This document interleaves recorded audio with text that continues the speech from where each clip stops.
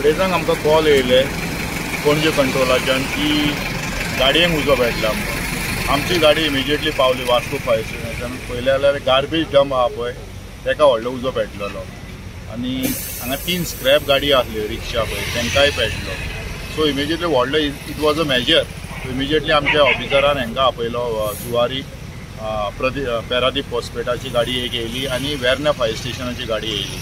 8-9 आमी गाडयो मारल्यो आनी मागीर अंडर कंट्रोल जाले. मागीर आमी डिप्युटी कलेक्टराक फोन केलो आनी सांगलें आमकां JCPची गरज. इमिजिएटली तलाटी पावलो हांगा गावता आनी JCP आतां 2 येयल्ली आसा.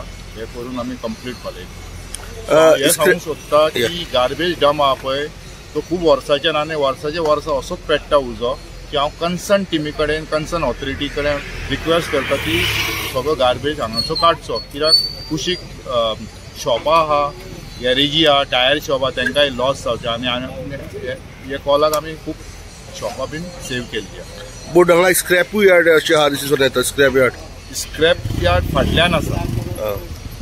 सो आमी तांकां NOC बीन कांय दिल्लें ना. सो कन्सर्न पंचायतीन पळोवपाचें.